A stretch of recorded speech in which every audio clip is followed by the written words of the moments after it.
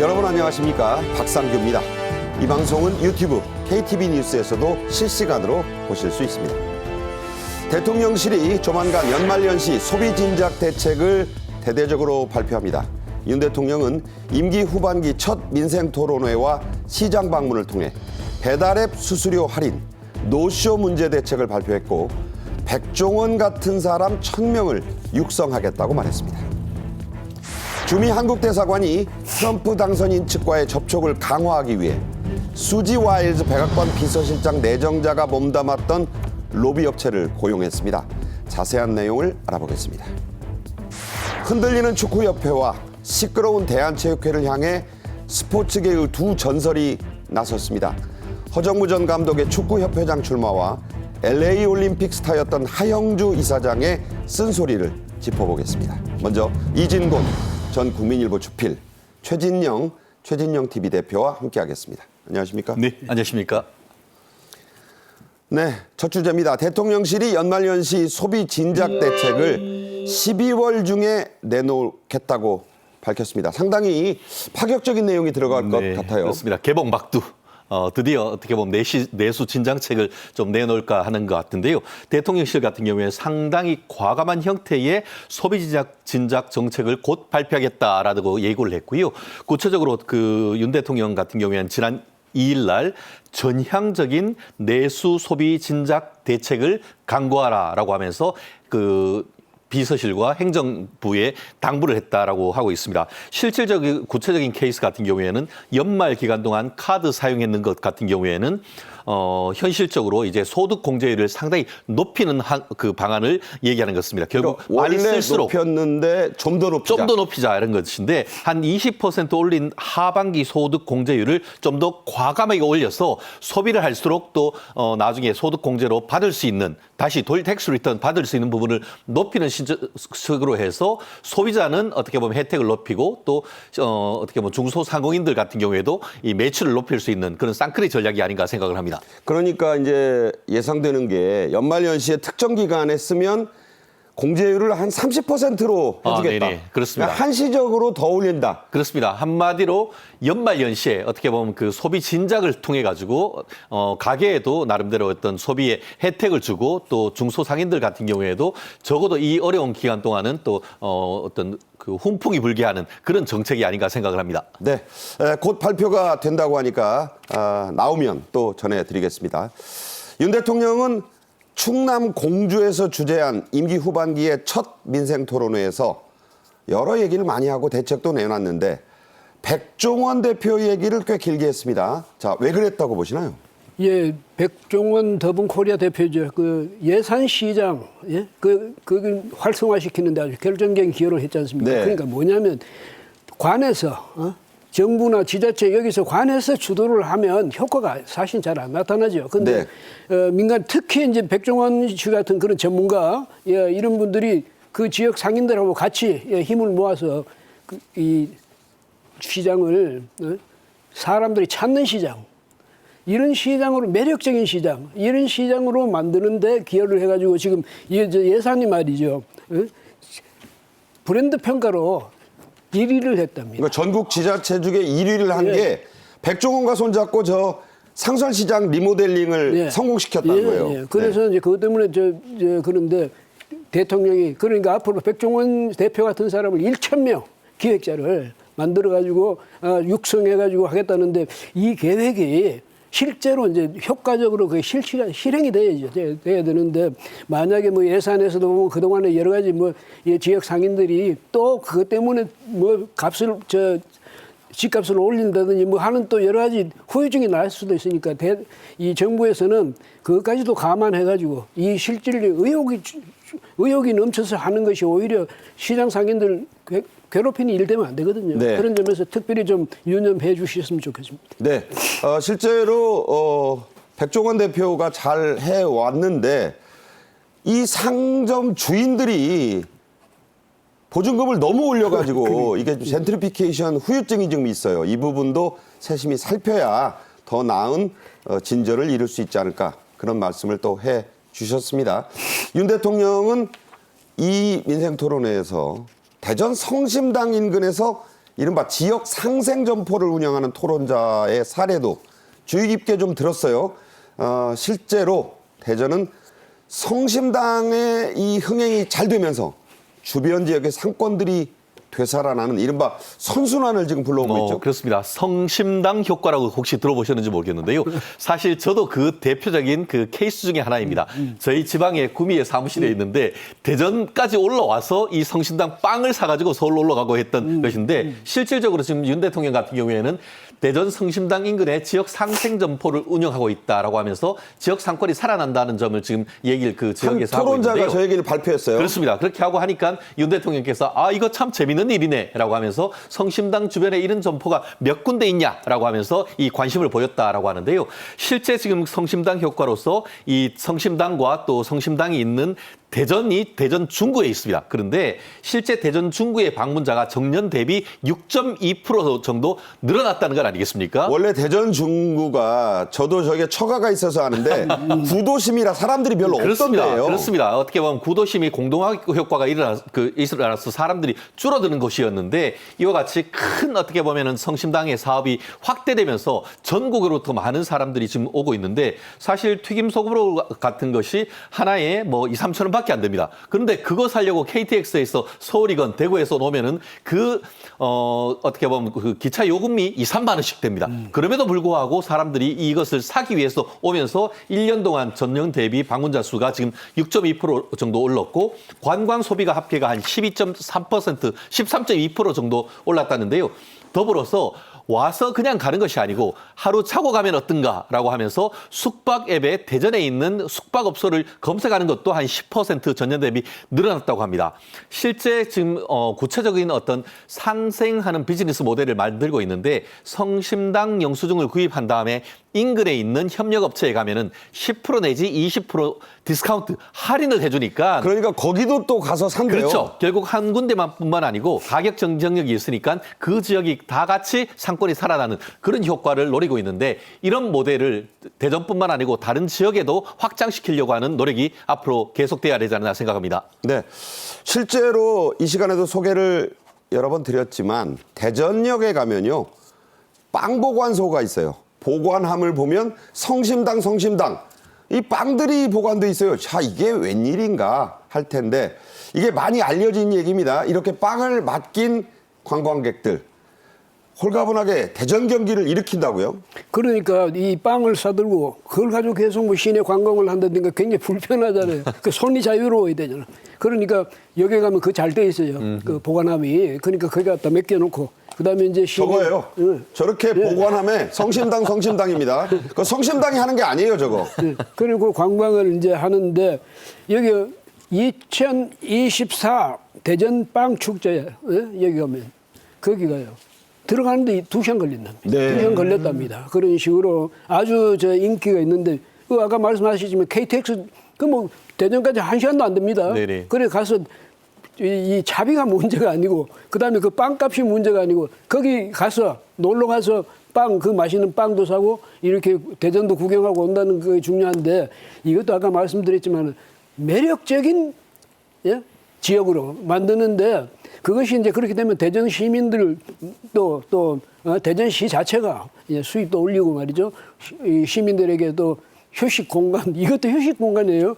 제공해 줄 수 있는 그런 좋은 계기가 될 거다. 이런 생각이 듭니다. 네. 대전 방문자의 60% 이상이 성심당 때문에 대전에 가본다. 그리고 당일치기가 그렇게 많대요. 그러니까 성심당 효과입니다, 이게. 이 모델이 대전에만 있어서야 되겠느냐. 다른 데서도 좀 이런 선순환의 상생 모델을 좀 만들자는 게 윤 대통령의 민생 토론회의 당부였다는 겁니다. 한편 윤 대통령은 소상공인과 영세 자영업자들에게 가장 큰 부담인 배달 수수료를 영세 가게를 중심으로 해서 좀 크게 내리겠다고 했습니다. 직접 들어보시죠. 내년 소상공인 전용 예산으로 역대 최대인 5조 9천억 원을 편성했습니다. 영세 가게를 중심으로 주요 플랫폼사의 배달 수수료를 30% 이상 줄이겠습니다. 특히 모든 전통시장은 0% 수수료를 적용할 것입니다. 네, 공주에서 열린 민생 토론회였습니다. 윤 대통령은 고질적인 문제로 지적돼 온 배달 앱의 중개 수수료 여기에 좀 주목해서 크게 내리겠다고 했어요. 그렇습니다. 이른바 소상공인 온기 회복 프로젝트 이렇게 명명할 수가 있을 것 같은데요. 말씀하신 것처럼 정부는 배달 중개 수수료를 2 내지 7.8% 인하를 하고 그 효과가 실질적으로 소상공인들에게 돌아갈 수 있도록 그런 어떤 프로그램을 지금 만들고 있다고 하는데요. 실제 지금 이렇게 할 경우에는 매출 하위 20%에 해당하는 그 가게들 같은 경우에는 향후 3년간 수수료를 한 30% 이상 감경하는 효과가 지금 기대된다라고 지금 발표를 하고 있습니다. 그리고 더 나아가서 소상공인뿐만 아니고 요즘 같은 경우에는 이 그 전통시장 있지 않습니까? 전통시장을 좀 뭐 어떻게든 좀 활성화시키자라고 하는데 네. 이 전통시장 같은 경우에 중개 수수료를 제로 0%. 중개 수수료를 0%로 해서 전통시장 장보기 서비스를 전국적으로 확대한다라고 하니까 뭐 소상공인 집 근처에 있는 뭐 큰 데로 갈 것이 아니고 집 근처에 있는 소상공인에 갔을 때에 이 수수료를 줄이는 것뿐만 아니고 이제는 인근에 있는 전통시장에 가면은 이 배달 관련해 가지고는 사실상 배달 수수료를 제로로 할 수 있으니까 네. 사실 이 주머니 가벼운 서민들한테는 앞으로 전통시장을 활용한다는 것은 좀 더 가게에 도움이 되든 일이 될 것 같습니다. 네. 자, 이 수수료 문제가 참 심각하긴 합니다. 그래서 일부긴 하다지만 음식점 주인분들이요. 이중 가격제라는 걸 지금 도입했어요. 값이 다르다는 얘기입니다. 그러는 바람에 소비자들 부담 매우 커졌죠, 지금? 예, 그러니까 전번에 가시면 우리가 뭐 몇 가지를 시키면 그거 갖고 오잖아요. 그런데 배달 수수료 주고 갖고 오는데 지금 식당들도 더 이상 당할 수 없다. 이래가지고 음식 자체에 대해 가격을 이중 가격제로 한 거예요. 그래서 배달 시키면 거기다가 건건히 거기다가 배달 수수료를 붙이는 겁니다. 그렇죠. 예, 이렇게 되니까 소비자로서는 전에는 뭐 몇 가지 시키면 배달 수수료 일정 배달 수수료만 주면 됐는데 이제는 식당에서 전부 사실상 음식 값을 품목별로 다 올린 거거든요. 그러니까요. 예, 이렇게 되니까 전에는 뭐 시키면 이를테면 한 5만 3천 원 정도 되던 음식값이 한 5개 시키면 근데 지금은 6만 원이 된답니다. 그럼 얼마나 차이가 납니까? 건건이 배달료가 붙으니까, 그렇게 되는 거예요. 예, 이런 식으로 하니까 이런 부담이 결국은 나중에 되면요. 왜냐하면 나중에 되면 음식점도 어려워지고. 그렇죠. 배달업체들도 이렇게 되면 자꾸 불신이 쌓이면 오죽하면 한 사람은 이용하는 그 음식점에서 뭐 어떤 그 배달업체 망해버렸으면 좋겠다. 네. 이런 말까지 나옵니까? 그러니까요. 자, 지금 주필님 말씀대로 이 문제가 심각합니다.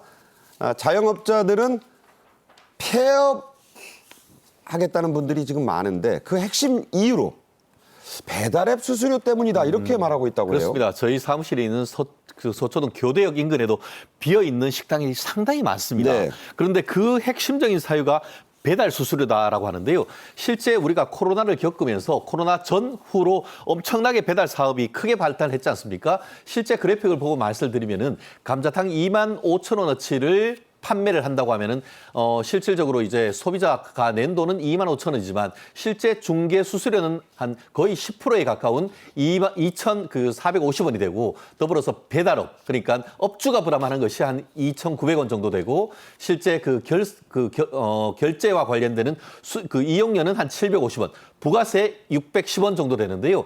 배달료만 6,710원이 더 들어가요. 그렇습니다. 엄청나게 들은 거죠. 저도 최근에 그 인근에 봤더니만 이 피자 가게가 그냥 와서 배달 픽업해가지고 가면은 크기도 묻지 않고 7,000원씩이나 할인해 준다는 모습을 보면서 깜짝 놀란 적이 있습니다. 당연히 좀 발품 팔아야겠다 싶죠. 그러니까요. 그만큼 우리가 실질적으로 부담하고 있는 물건 자체의 가치보다는 그에 따르는 그 거래, 배달에 드는 비중이 굉장히 크다는 것. 우리가 코로나를 지나치면서 어떻게 보면 이 부분이 실질적으로 어떤 우리 그 소비에 상당히 크게 영향을 미치고 있기 때문에 이 부분에 대한 소비 패턴도 좀 고려해야 될 시점이 아닌가 생각합니다. 네.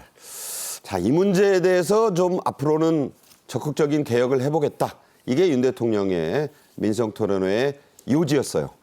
자, 윤 대통령은 민생토론회를 마친 뒤에 충남 공주에 있는 신성시장을 찾았습니다. 여기 간 게 산성시장이네요. 3년여 만이었습니다. 충남 공주 산성시장 라디오 방송국이라는 게 그 안에 있는데 여기 들러서 DJ 역할도 일일 DJ라고 할 수 있겠죠. 해냈는데요. 영상으로 함께 보겠습니다. 산성시장 상인 여러분, 그리고 또 시장 방문하시는 시민 여러분, 저는 여러분이 이렇게 만나면은 늘 힘이 드는 것이 아니라 늘 기분이 좋고 즐겁습니다. 그래서 이렇게 시장에 오면은 뭐 떠나기가 싫어집니다. 여러분들 많이 힘드시죠? 정부도 노력을 하고 있습니다만은 하여튼 그렇게 시간이 좀 많이 걸립니다. 저희들을 믿고 여러분들 용기 잃지 마시고 힘내주시기 바랍니다. 네, 저게 뭐 연희 라디오 방송국만큼 시설이 아주 좋네요. 제가 보니까 지상파 라디오 못지 않습니다. 저게 산성시장 안에 있는 DJ 박스라고 해요. 저기 윤 대통령이 갑자기 들어갔습니다. 가서 제가 좀 일일 DJ 좀 하면 안 되겠습니까? 해서 저런 멘트를 직접 했다고 합니다. 자, 이곳에 간 것 대선 예비 후보 시절 이후 3년이 넘었네요. 예, 3년이 넘어서 갔는데 저는 이제 우선 궁금한 게 대통령이 거기서 시급 받았는지 모르겠네. 아, 예, 일일 DJ. 아르바이트를 했으면 대통령도 거기서 시급을 받아봐야 시장의 삶이 이런 거구나 느끼셨었는데 시장 어렵긴 하지만 대통령한테도 좀 시급을 좀 주세요. 예? 드리고 그다음에 여기 이제 여기가 사실 공주는 아버지의 고향이니까 바로 나의 고향이다 이러면서 예? 그다음 40여 분간 다니면서 이제 상인들하고 일일이 이제 다 악수를 하고 또 여러분 저를 믿으시죠 이러면서 용기를 내 가지고 예? 사기 잃지 말고 우리가 잘 힘내시라고 그 격려도 하고 있는데 아마 정치인들은 이런 그 지지세가 높은 곳에 가는 것을 굉장히 위안이 될 겁니다. 예. 네. 자, 저런 멘트를 하는 행보가 또 있었다는 점 말씀드리고요. 힘내세요 하니까 안팎에 있던 그 시장 상인 시민들이 네라고 일제히 대답했다고 하네요. 윤 대통령 표정에서 웃음이 모처럼 떠나지 않은 그런 시간이었다고 합니다. 소비자들의 어이없는 요구, 또 별점 테러, 이거 당해보지 않으면 몰라요.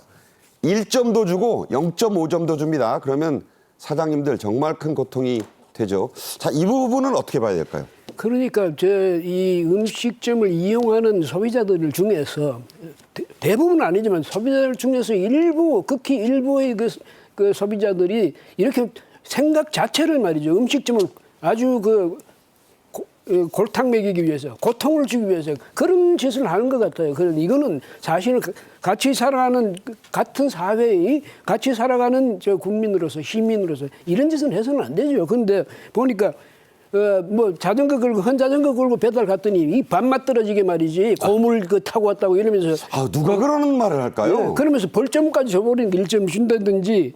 또 생수 주문했고 생수를 주문했고 생수를 마시면 이게 왜 이렇게 싱겁냐 이렇게 아니 생수가 그럼 싱겁지 뭐 달짝지근 합니까? 그렇게 시비를 거는가 하면 이렇게 해서 이제 악성 후기를 달잖아요. 가서 달면 이거는 어필해도 되지도 않는다면 이거 지워지지도 않고 깨끗해야 한 달간 블라인드 처리만 가능하고 또 후기를 삭제하려면 이걸 방심위에 신고까지 해야 된다니까 그렇죠. 사실은 이 영세 소상공인들로서 기가 막힐 노릇 아니겠습니까?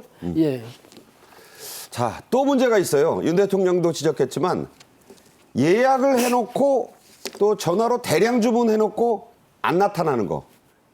노쇼라고 합니다. 이거 큰 문제인데 피해가 심각하다고요? 그렇습니다. 실질적으로 지금 얼마 전에 같은 경우에 16인분 되는 백숙을 주문하고 나타나지 않았던 그런 케이스도 있고 자그마치 16인분. 그렇죠. 그리고 또 실질적으로 얼마 전 같은 경우에 충주 지역에 어떤 그 군인이라고 하면서 50인분을 그 주문을 해놓고 안 나온 그런 케이스도 있어서 공분을 좀 사는 케이스가 있었습니다. 여성 직원이 그냥 눈물을 많이 흘렸어요. 그러니까요. 눈물 네. 펑펑 흘린 걸 보면서 가슴이 아팠는데요.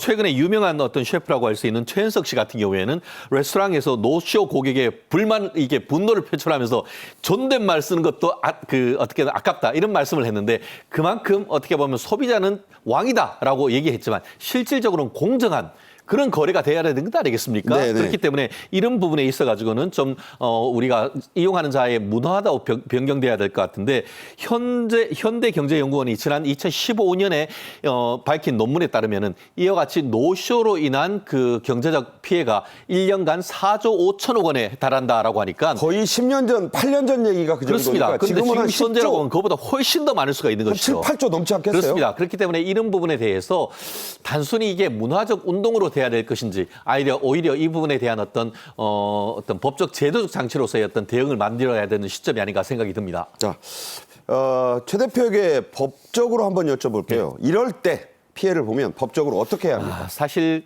법보다 주먹이 가깝다 이런 것도 이 부분이 그렇게 말씀하시면 안 되고요. 그렇기 때문에 근데 그렇기 때문에 현실적으로는 예약금을 받는 것이 가장 지혜로운데 돈으로. 적지 않은 적은 어떤 가게에서 예약금을 받는다고 하면 안 갈래요 이러면은 이거 예약금 받기가 참 쉽지 않은 거죠. 큰 식당이나 그런 가능하지. 그렇죠. 그렇기 작은 때문에 식당은. 제가 봤을 때는 이 영업 손실 보험 같은 것들을 이제 하고 만약에 이런 일들이 벌어졌을 경우에는 보험회사에서 보전해주고 그리고 보험회사는 이런 그 사기성 어떤 주문을 했던 사람들한테 대해서 구상권을 청구하는 이런 식의 어떤 보험 서비스를 만들어 보면 어떤가 하는 그런 생각을 해보게 됩니다. 네. 법 이전에 도덕의 문제이긴 하지만요. 너무 피해가 커지니까 법적인 그 제도적 정비도 좀 필요하다. 국회가요. 좀 이런 일 좀 해야 됩니다. 계속 밀고 당기기만 할 게 아니라요. 다음 주제로 가겠습니다. 주미 한국대사관이 수지 와일즈 백악관 비서실장 내정자가 일했던 몸담았던 로비 업체를 고용했습니다. 단기적으로 4만 불 정도 줬다는 말까지 나와요. 자, 수지 와일즈 누굽니까? 지금 비서실장으로 됐잖아요. 이분이 트럼프 선대위 공동의장입니다. 그리고 굉장히 그 안에서 과단성 있게 일 처리를 해가지고 트럼프의 아주 전적인 그런 신뢰를 받고 있다는데 다만 이제 이 사람은 아이스 메이든 이래가지고 그러니까 얼음 처녀 얼음 아가씨. 예, 얼음 네. 아가씨 이렇게 불리기도 한데 왜냐하면 당선돼가지고 연설을 하면서 그 수지 와일드 보고 올라오라고 그 트럼프가 그렇게 이야기했는데 6번이나 올라오라고 했는데 안 올라갔다는 것 아닙니까? 그리고 이 양반아 절대 앞에 나서는 걸 안 좋아한답니다. 그리고 남한테 뭐 말을 많이 하는 걸 안 좋아하고 항상 뒤에 있는데 그게 사실은 얼음 아가씨죠. 얼음 아가씨의 만약에 이미지가 맞지 않습니까? 근데 이 트럼프는 이분을 굉장히 높게 평가하면서 수지는 거칠고 똑똑하며 혁신적이다. 보편적으로 존경받고 존중받는 사람이다. 미국을 다시 위대하게 만드는 마가죠. 만드는 그런 일에 끊임없이 노력할 것이라고 이제 굉장히 칭찬을 했습니다. 그런데 이분은 2016년에도 그랬고 2020년에도 이 트럼프 이 당선을 위해서 그 선대위에서 굉장히 적극적인 노력을 했는데 어쨌든 이건 국회 그거 필요 없거든요. 임명 동의가. 그냥 트럼프가 뽑고 싶은 사람 뽑아서 안 치우고 싶은 사람 안 치는 거예요. 근데 자기가 가장 신뢰하는 사람이니까 안 치는데 이분이 앞으로는 트럼프를 만나거나 모든 면에서 다 수지 와일드를 거치지 않으면 트럼프 곁에 가지 못한다든지 이런 아마 그런 실세로서 확고한 지위를 갖지 않을까 이런 생각이 듭니다. 예. 네. 지금 수지 와일즈가 누구냐에 대해서 말씀을 해주신 것이고 자, 주미 한국대사관이 이 수지 와일즈가 얼마 전까지 일했던 로비 업체를 정식으로 고용 계약을 했잖아요. 그렇습니다. 근데 이 부분을 좀 주목해서 보는 게 네네. 미국에서는 로비가 합법 아닙니까? 그렇습니다. 우리나라 같은 경우에는 변호사가 아닌 사람이 그 돈을 받고 법률적인 일을 이렇게 하면은 그 자체가 변호사법 위반이나 알선 수재가 됩니다. 그렇지만 미국 같은 경우에는 로비스트 관련되는 법안이 있어가지고 이 법무부에 등록할 경우에는 합법적으로 이제 공무원들을 만나서 로비를 할 수가 있는데 그 대표적인 업체에서 했던 사람이 수지 지금 보일스 지금 현재 미국 역사상 첫 어떻게 보면 여성 그 대통령 비서실장 아니겠습니까? 그 분이 근무했던 로비스트 업체인 그 머큐리란 회사와 우리나라 미국 대사관이 이 용역 계약을 체결했는데 대략 우리나라 돈으로 한 5,600만 원, 우리 그 미화로 한 4만 달러 지급하기로 해서 올 연말까지 지금 계약을 했다고 하는데요. 이게 나름대로 어떤 그 신의 한 수가 아닌가 생각을 합니다. 네. 지난번 그 대통령 그 트럼프 당선해서 이 당선 연설을 할 때 제일 먼저 찾았던 사람이 수지 하고 했던 그 모습을 저는 굉장히 그대로 기억을 합니다. 그런데도 불구하고 직접 나와서 인사만 하고 한 말씀 하라면 했지만 아무 말도 안 하면서 다른 사람 이렇게 얘기하는 것을 굉장히 저 인상 깊게 봤는데 그분이 근무했던 로비스트 업체를 나름대로 우리 대한민국이 선정했다는 것은 나름대로 현 시점에서는 가장 비용 대비 효과가 좋은 이 용역 계약이 아닌가 생각을 합니다. 네. 최 대표는 뭐 미국에서 석사까지 받으시고 미국에서 공부도 하셨어요. 미국 법에 밝으신 분이니까 좀 더 묻겠습니다. 말씀드린 대로 미국에서는 로비 활동이 합법이고요. 하지만 법무부에 등록하고 신고해야 합니다. 구체적으로 머큐리가 우리 대사관에 어떤 서비스를 제공하겠다고 계약했나요? 결국 아웃리치 서비스, 아웃리치가 뭐냐면 이렇게 나가서 만날 수 있는, 말씀드린 것처럼 지금 현재의 그 트럼프 내각이 지금 구성되고 있는 상황 아니겠습니까? 그 사람들과 그냥 만날 경우에는 여러 가지 어떤 그 문제가 있을 수 있지만 지금 같은 경우에 어떤 로비스트 업체를 통해서 대리인이 있기 때문에 그분들을 통해 가지고 우리나라가 이 그 바라는 것을 트럼프 이 섀도우 캐비넷에 얘기를 하고 또 그것을 전달해서 한미 간에 있는 구체적인 현안, 안보 현안이라든가 아니면 경제 각종 현안 같은 것들을 지금 현재의 그 내각들이 어떤 생각을 가지고 있는지 그것을 물어서 미리미리 대비를 한다고 하면은 한국의 어떤 트럼프 제2 내각에서의 어떤 안보라든가 경제와 정책에 대해서 대비할 수 있기 때문에 지금 나름대로 지금 한국 대사관도 열심히 어떻게 보면 물 아래서 접촉하고 있는 것이 아닌가 생각을 합니다. 네. 자, 미국에서는 정치 로비스트의 역할이 참 중요하고요. 이걸 많이 합니다. 일본에서는 상당히 적극적으로 이미 움직였다고 하고요. 자, 5천만 원 정도를 몇 달 안에 주는 거 액수는 적당합니까? 그 정도라고 하면 사실은 미국 같은 경우에는 변호사, 로비스트도 변호사들도 많습니다. 그래서 그 타임 차지 시급으로 한다고 하면은 사실 이것이 그리 크다고는 할 수 없다라고 저는 생각을 하는데요.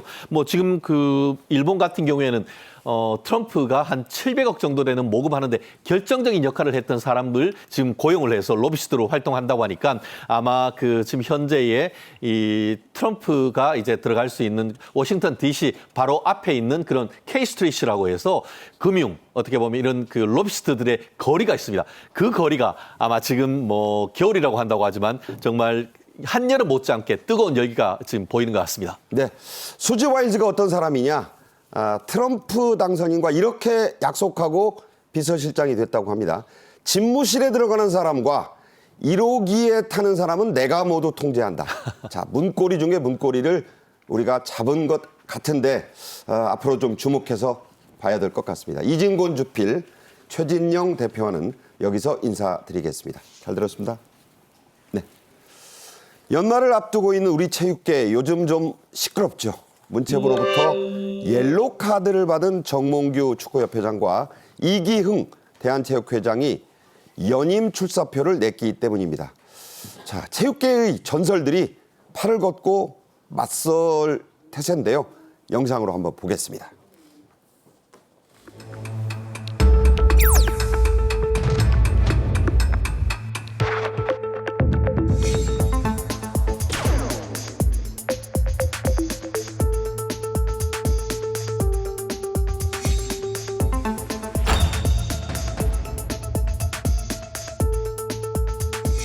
오랜 기간 투명하고 공정한 시스템을 만드는 것이 가장 중요하다고 생각합니다.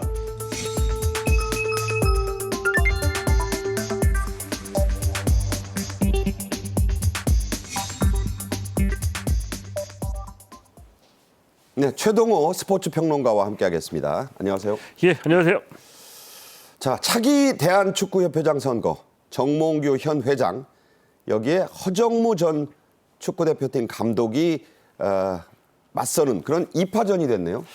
예, 그렇습니다. 잘 아시는 것처럼 허정무 전 대전 하나시티즌 이사장은 일찌감치 이제 공식 기자회견을 통해서 축구협회장 선거에 출마하겠다라고 밝혔고요.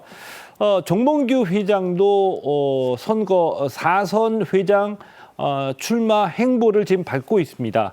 선거에 출마하기 위해서는 우선 현직 체육단체 임원은 회장 선거에 출마하기 위해서 후보자 등록 의사 표명서를 제출해야지 되거든요. 네. 어제 이 의사 표명서를 제출했고요. 지금 4선 도전인데 체육단체의 장은 연임은 딱 한 번만 인정이 됩니다. 아, 그런데 3선 이상은 대한체육회 스포츠공정위원회의 심사를 받아서 승인을 받아야지 이 3선 이상 회장에 출마할 수 있는데 스포츠공정위원회에 관련 서류들을 제출했습니다.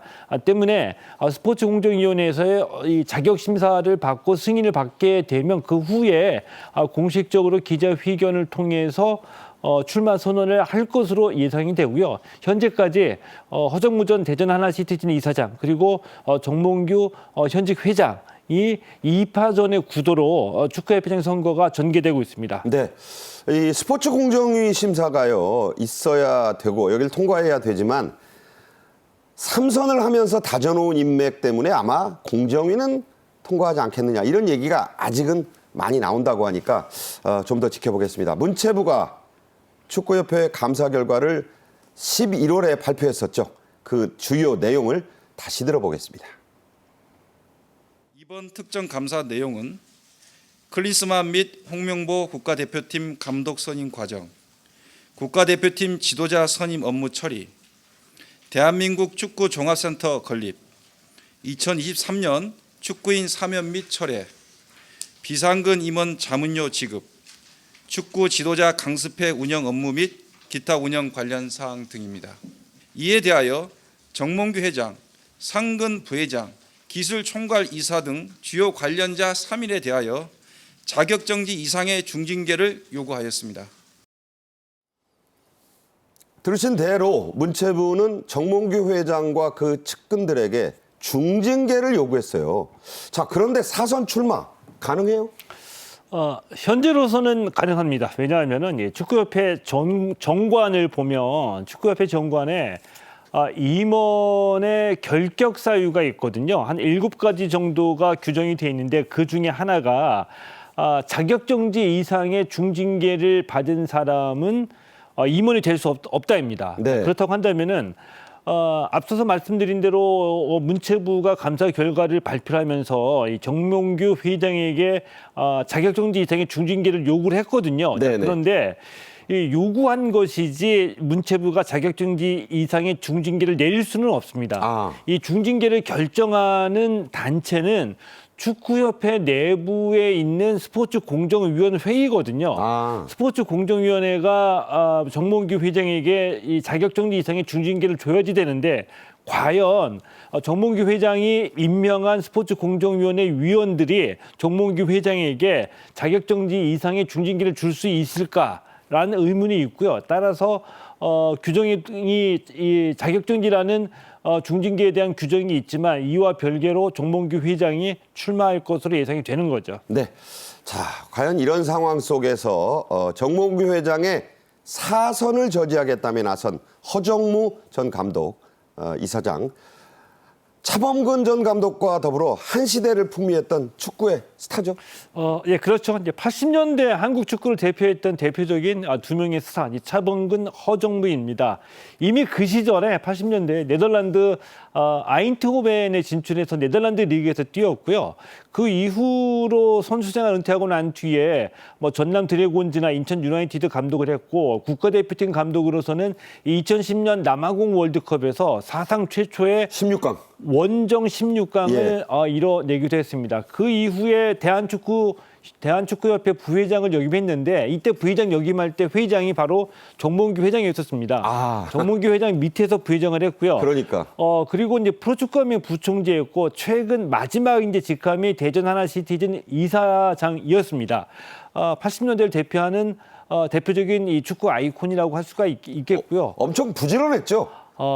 제가 기억할 때 선수 시절의 별명이 진돗개였습니다. 네. 왜 진돗개냐면 한 번 물면 놓지 않는다. 그러니까요. 이런 근성이었는데 허정무 하면 딱 떠오르는 한 장면이 있죠. 86년 이 멕시코 월드컵에 우리나라가 32년 만에 월드컵 본선에 올라가서 현재까지 11회 연속 본선 진출의 첫 출발점이었었거든요. 이때 조별리그 1차전에서 만난 상대가 아르헨티나였습니다. 그랬어요? 마라도나가 뛰고 있는 아르헨티나를 만났는데 마라도나 전담 수비하면서 반칙을 많이 했죠. 태권 축구라고 했죠. 그래서 그때. 그 다음날 외신에서 태권 축구를 했다라는 비난을 받기도 했는데 그래도 그 정도로 진돗개라는 별명이 있을 정도로 근성 있는 플레이를 보여줬던 선수입니다. 네.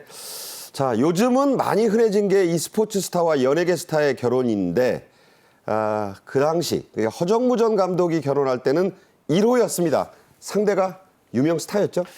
예, 그렇습니다. 80년대를 대표하는 유명 MC였었죠. 영화에도 출연했었고요. 이제 부인 최미나 씨인데요. 이 스포츠 스타와 연예인 커플의 원조라고 할 수가 있습니다.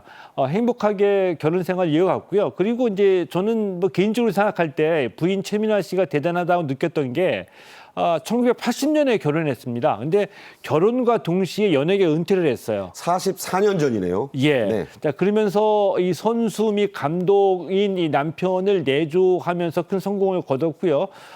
결혼에 얽힌 비화는 많이 있죠. 지금은 이제 스포츠 선수들에 대한 지위가 많이 향상이 됐지만. 자, 월급 차이 보세요. 그 당시 수입이 저 정도 차이 났었던 부부였어요. 예, 그러면서 좀 그 당시 분위기로 마초적인 느낌이죠. 나 월급 10만 원 받는데 나랑 결혼할 수 있겠냐, 살림할 수 있겠냐라는 얘기를 하면서 내가 책임지겠다라는 식의 어떤 그 유명한 리어카 발언.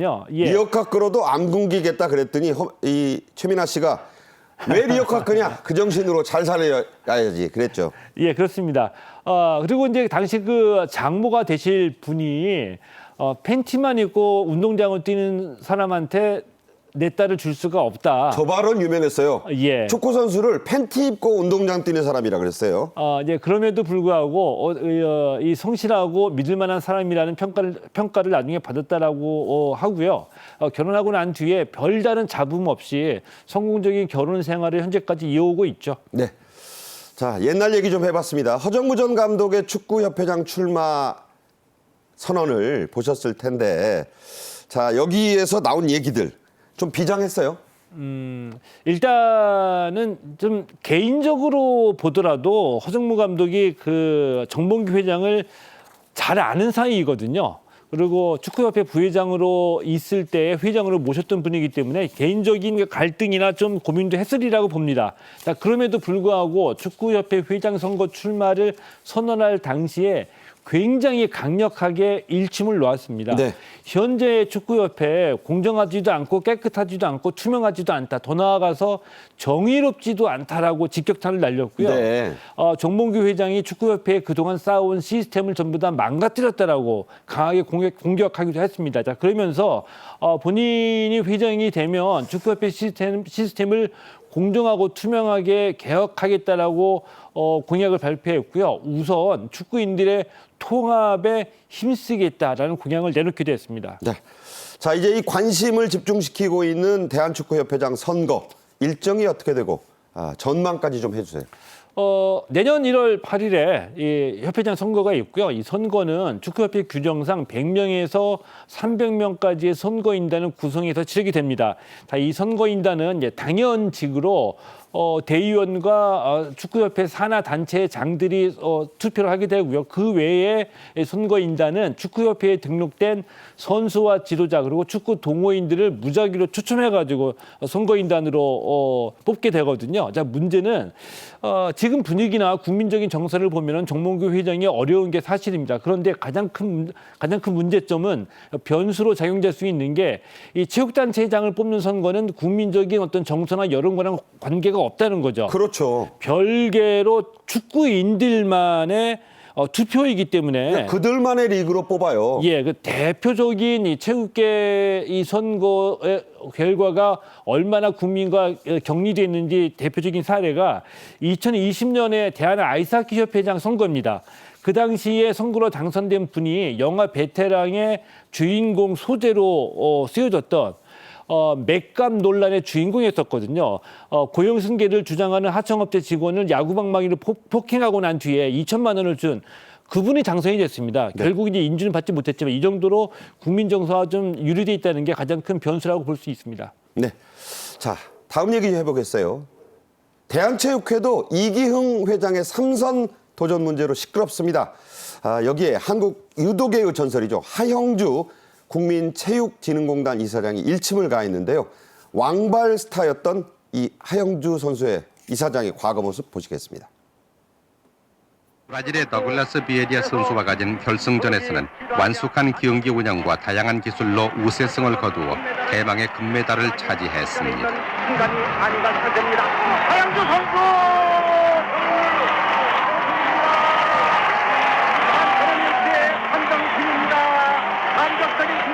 이번 올림픽 개막식에서 태극기를 들고 한국 선수단의 기수로 입장했던 하형주 선수. 네, 40년 전 모습 저도 생생하게 기억이 납니다. 하형주 이사장, 당시 선수 참 미남이고요. 왕발, 발이 엄청 큽니다. 유도에서 씨름 기술로 금메달을 따서 그 드럼매치기 기술 지금도 기억나는데 이번에 이사장이 되신 뒤에 특유의 경상도 사투리로 쓴소리를 쏟아냈어요.